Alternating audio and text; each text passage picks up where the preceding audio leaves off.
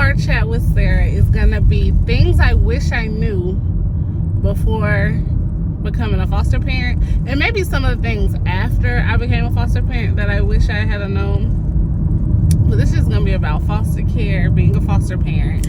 I don't know if I've said this before, which I think I have, but I am a single foster parent. I have one child right now, and I am licensed for 2 children. Well, I'm actually licensed for 3 children, but since I live with my partner, but my partner is not a foster parent and is over the age of 18, they have to take one of the rooms. So that means I only have 1 bedroom that I can use as for foster children. And so then there's only 2 kids in that room because I only have bunk beds. But I guess if I got like another bed or a crib or something, then I could have 3 kids in there too. But basically I'm licensed for 2 kids. That was like a long spill, but I'm licensed for 2 children, but I only have 1 right now. And so one of the first things I wish I had have known becoming a foster parent is the wait is long, right? It don't matter if you're waiting to be approved, you're waiting to start the process, you're waiting to get kids. Like, the wait is long, and it's all these ads and everyone, oh, there's so many kids in care, there's so many kids that need a home, and it's a long process. And if you're anything like me, very impatient, I am very impatient, and waiting is hard. So it is a long time. I know when I went to training, they said, oh yeah, we want you licensed within 120 days, right? What's that, like 3 months, 4 months? Yeah, don't bet on that. All right, don't bet on that. I started my licensing process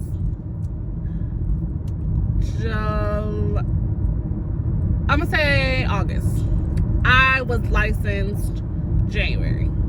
Okay, is that 4 months? September, August, September, October, November, December, January. 6 months, almost. I started my process in August.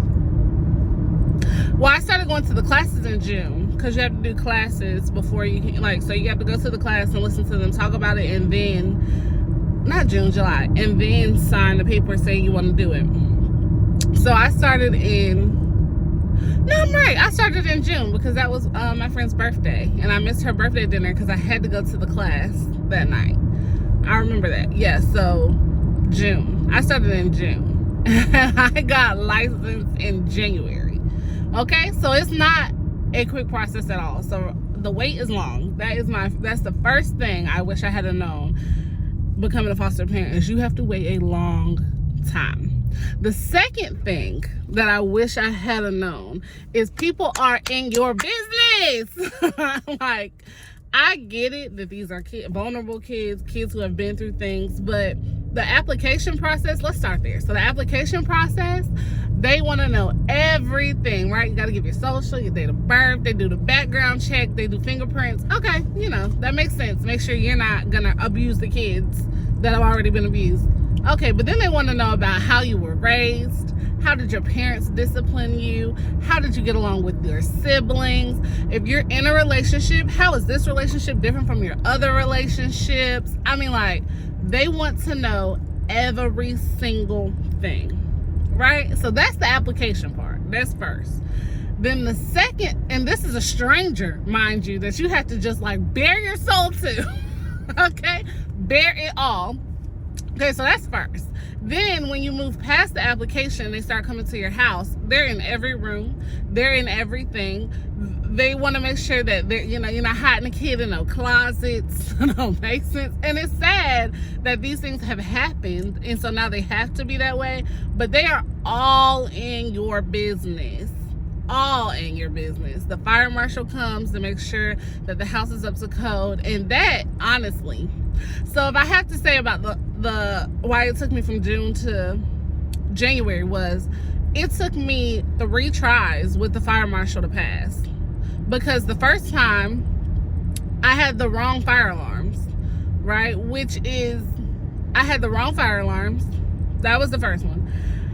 And then one of my doors didn't close. Well, I lived in an apartment, so I had to call the apartment people. They had to come fix the door that didn't close.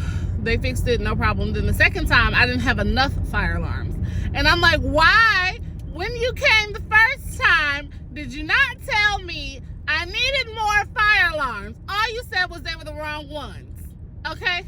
That was the second time. Then the third time I passed because I had the right fire alarms, right? And I had the right number. So, yet again, here we are. That is what took so long. And then you have to get it approved through your agency or through DSS and then their supervisors before they send it to the state office, the DSS state office, to be approved. And they can send stuff back. Like, when I first started, I had a pool, like one of them little blow-up pools, you know what I mean? But the backyard was fenced in. Wasn't a problem. Then later on, it's like, oh no, you can't, you gotta have a fence directly around the pool. I'm like, it's a blow-up pool. You can take it down, put it up, take it down, pull it. It's not like it's a stand-up pool where you got to keep. So I just took the pool down. We don't have a pool. We'll go to the Y, or we just won't. We don't have a pool. And it's like little nitpicky things or things that change, but I guess some kid must have drowned. I mean, that's the only thing that I can think of that it went from, okay, you can't just have a fenced-in backyard. Now the pool has to have a fence around it. A kid must have drowned. That's all I can think of. Why would you change it in the middle of an application process? So, okay, so that, it's a lot. It's a lot of paperwork. It's a lot of nitpicking. It's a lot of back and forth. So know that, okay? That is the second thing that I wish I had known, which I wish I had known more, or I wish I had known before I became. Then the other thing is DSS. They don't got it together. I mean, this new foster child that I have, I got her two weeks before Christmas. They dropped her off, and the person who dropped her off was new, like hadn't even been to training yet, didn't know anything about her at all, just dropped her off and left, and we didn't see them again until February. They dropped her off December 19th. February, I called up there. I had my licensing worker call up there. Like, we were trying to get information because we knew nothing about this child. They dropped her off December 19th, and they reached back out February. She had started school. I mean, like, I enrolled her in school. She had been to the doctor. They knew nothing. February. So just know, DSS do not have it together. They can't tell you nothing because they don't know. The people, I've had her since December. We are on caseworker number 3. Caseworker number 3. The lady who dropped her off wasn't her caseworker, but her caseworker was not a child caseworker. She was an adult caseworker who was covering children because apparently they got cross-trained. Then the new worker is leaving. Her last day is March 31st. So that's going to make caseworker number 3. They don't know nothing about the child. They can't tell you. They don't know nothing. And then she wasn't a new foster child. So she was switched. She got, her placement before me got disrupted because of her behaviors. And I am a therapeutic foster parent. So, oh yeah, and the process to become a therapeutic foster parent is worse than being a regular foster parent. I'm gonna say that, but she got disrupted. Her, because of her behaviors, it was disrupted. But they couldn't tell me about the behaviors. I'm like, how you don't know? And they were like, oh, well, she used to do that, but I don't think she's doing that anymore. And she used to do this, but I don't think she's doing that anymore. Well, what was the reason? Okay, you said she was disturbing a lady's work schedule. How? Was she getting suspended? Was she, I mean, like, how? And they were just like, well, she used to, but I don't think she does that. And she used to, and I don't, and she used to. So just know you really got to figure it out on your own. It is completely frustrating. The people who are supposed to be advocating for the child is not. So that's going to fall on you. And you really just have to make them listen, because for you, this is her life, right? Like, you are trying to make sure her life is stable. You're trying, or well, for me anyway, because it's a girl, but if boy or girl, you're trying to make sure that their life is stable, that they get what they need, that they have, you know, like, that they are on the right path. But the people who are supposed to be helping you in the process are hindering you. Literally, she's been here since December. She's supposed to be seeing a psychiatrist, and to this day, she is not seeing a psychiatrist because I can't fill that paperwork out, because I am not her legal guardian. I don't have legal custody, I have physical custody, which means she lives with me physically, and I have the custody paper saying that.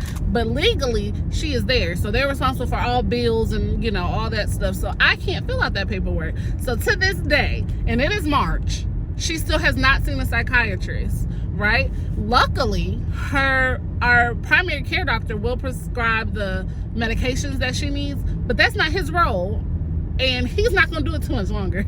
She needs to be seeing a psychiatrist so that he can monitor the medications correctly. And so it's just, to this day, she is still not seeing a psychiatrist. And since the day she got dropped off, the lady wrote it down. I was like, she needs to follow up with her psychiatrist, because she moved.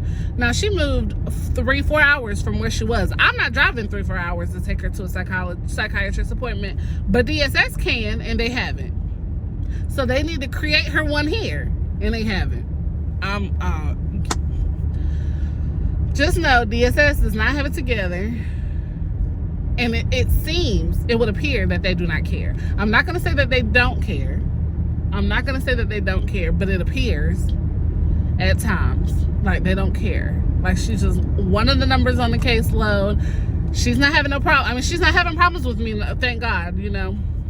We having behavior problems, but nothing where it would be like a disruption. I need her moved or anything like that. So it's kind of like, oh, out of sight, out of mind. They're not thinking about her because she's not an issue, where she was an issue at the last placement and she got moved.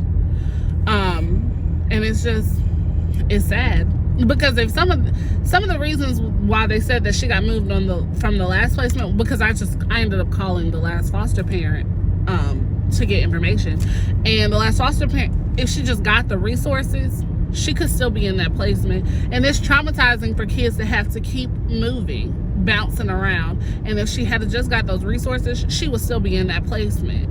She would still be near her siblings, right? Because the one I have is a sibling set, and she got separated from her siblings because of her behaviors. But if DSS had stepped in, those behaviors could have been mitigated. Because now that I have those services as a therapeutic foster parent, I got her all the services. She's in therapy, she's in everything. But I know that coming off the bat that I have to do that as a therapeutic foster parent. But had they just did that with that lady, which is a possibility, they can go ahead and give them those resources even though they're not therapeutic, she would still be there, right? Because you can't expect the child to be perfect. They're children. You know what I mean? They're still gonna, a perfect child, even me growing up not in foster care, I had behavior problems. My mama had to correct me. You don't come out being perfect. So she could still be there, and it's just like DSS really let her down, in my opinion, and in other foster parents' opinion too, because we've talked about it. And I'm like, oh, if you have just got these resources in place, because I'm a therapeutic foster home, I already have them lined up, and they know that when I get a foster parent, I'm gonna come. So like, all my information's in there, and then I just add the kids' information. We get started. She was started in services, well, it was Christmas, so she was started in services like the second week of January. You know what I mean? It's not like it was this long, drawn out process. And I feel like if Christmas hadn't have been there, she would have been able to start services earlier. But because of Christmas, you know, because we did the initial assessment like the second week she was with me. So the week before Christmas we did the assessment, so she was already on the process. So if Christmas hadn't have been there that next week, she probably would have started services the beginning of January. But all that to say is DSS is not on your side. So don't think that. Also, visits are hard. I wish I had known that before. Visits are hard, right? And it's important that when they come back from that visit, you're doing things with them that isn't heavy, because they may be like from the child I have right now, her last visit, she came home with the picture. Her mom gave her a picture of her and her, and she was like fine, right? We played games, we ate ice cream, like we do fun things after visits, because I know that that's sad for her, that's triggering for her. She wants to go home. And that night she was holding the picture of her and her mom, and she cried herself to sleep. And I went there, I checked on her, I was like, are you okay? Like, I know you miss your mom, it's okay. But like, those are things that they, like, no one really kind of told me. They told me that behavior, so like when you go through the training, they're like, oh yeah, they might start acting out after behaviors, they might start, rebelling, getting in trouble after visits because of missing their parents. But when you get through all of that, the being bad and all that, it's just they're sad. They miss their parents, they want to be with them. You're a stranger. I mean, they know you because they've been with you every day for a couple months, but you're a stranger. They miss their family, and it's hard. It is. And I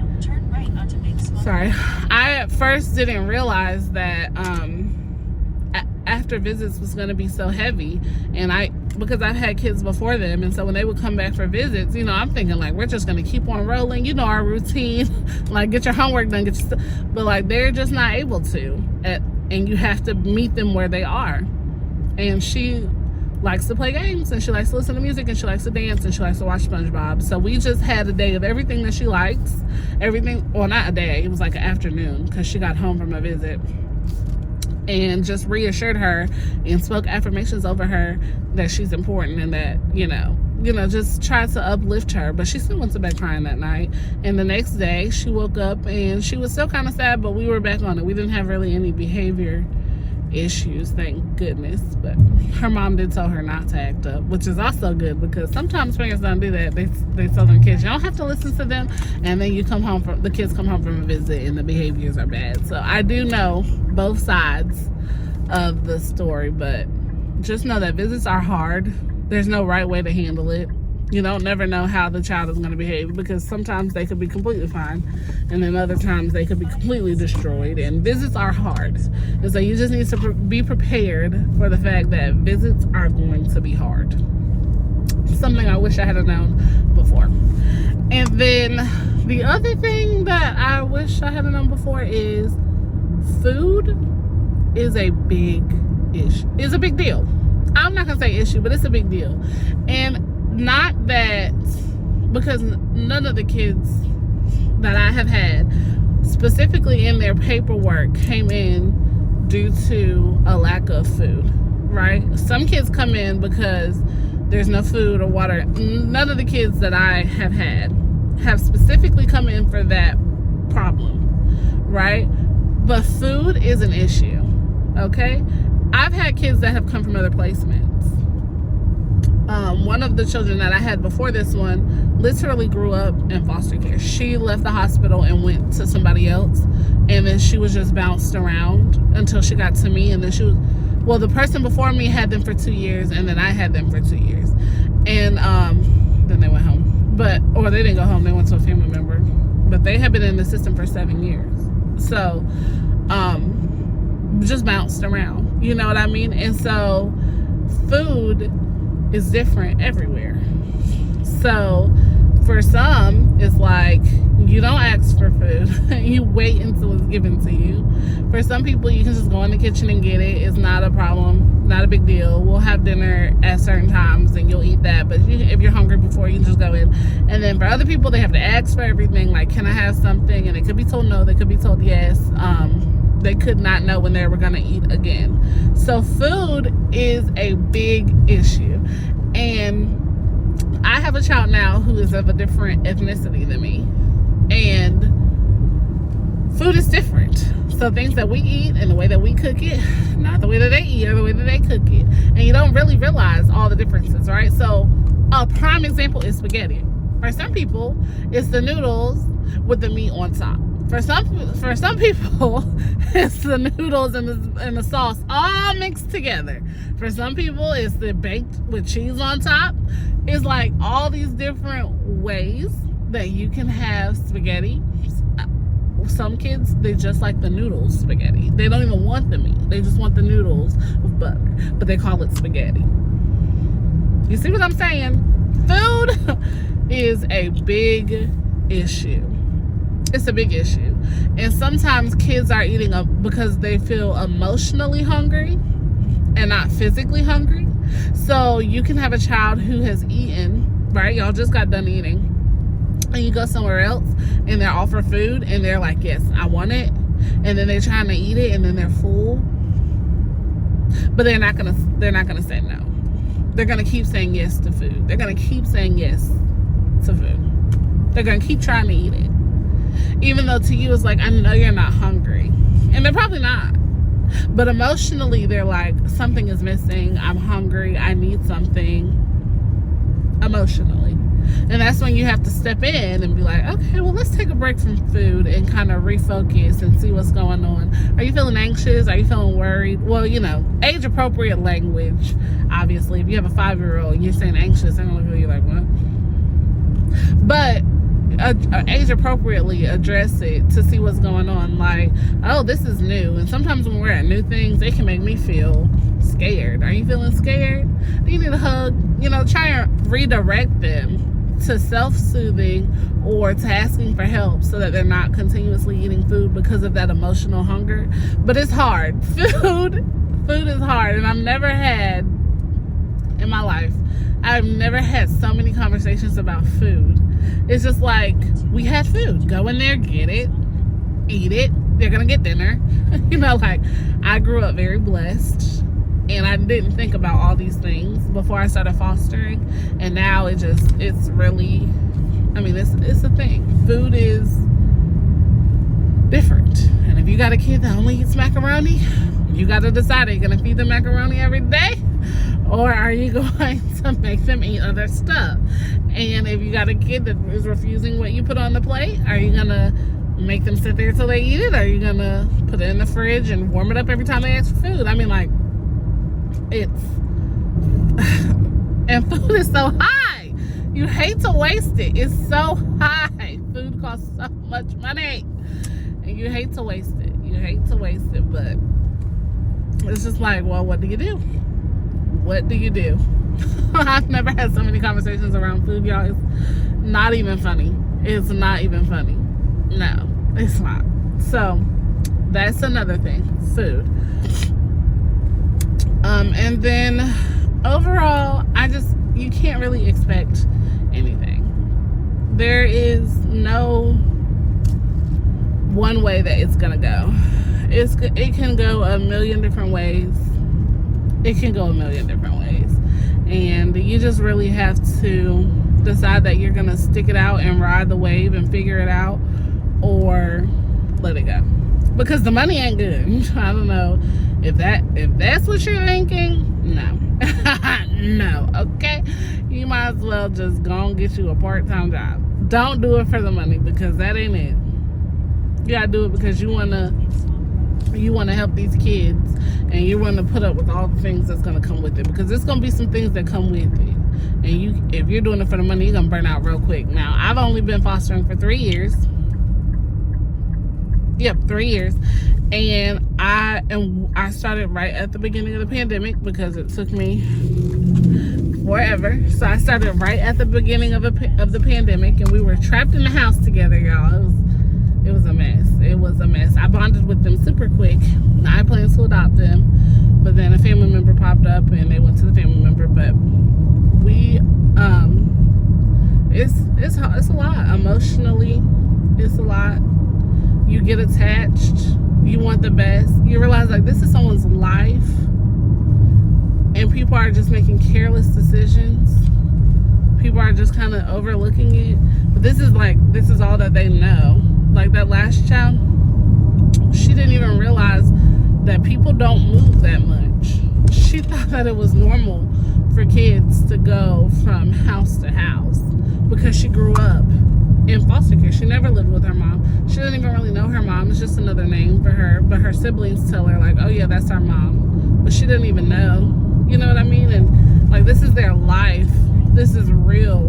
And if you can help them to be stable in a long-term placement, give the resources for that to happen. It doesn't make sense that they have to keep bouncing around. It's detrimental. It's so detrimental. But you also, as a foster parent, have to know your limits too. If you got a kid that's running away, well, I mean, can you handle that? If you got a kid that's setting fires, can you handle that?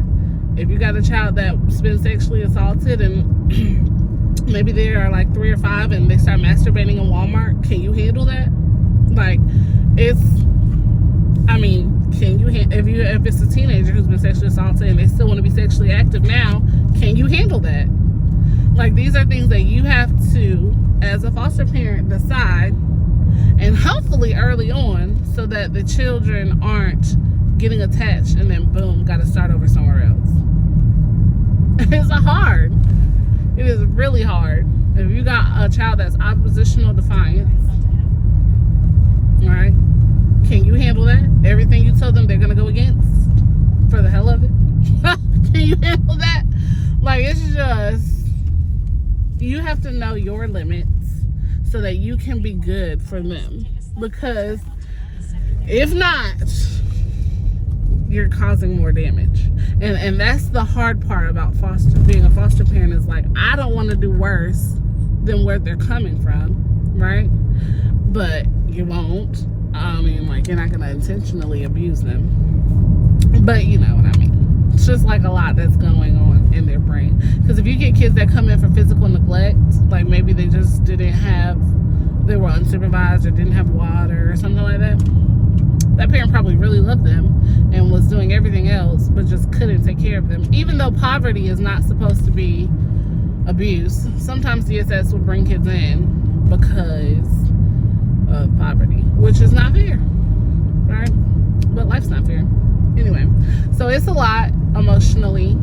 Just kind of decide what you can and can't handle, and hopefully you'll get a good what are they called? The people who are they care coordinators? Not care coordinators. The people who match you.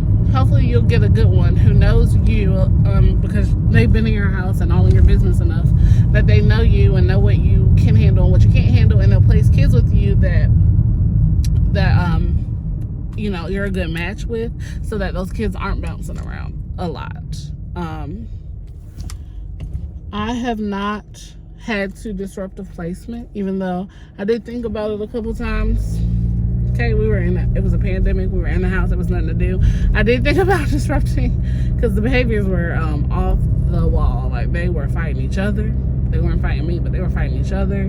We wasn't getting no peace. We couldn't go nowhere. We was trapped in the house. I did think about disrupting a placement at that time, but I didn't. Then I was going to end up adopting them, but then they went to a family member. So, but yeah, it's hard. It's hard, and it doesn't really get easier. And I think that's kind of important to know as you're going into becoming a foster parent. Is it doesn't get easier. It doesn't,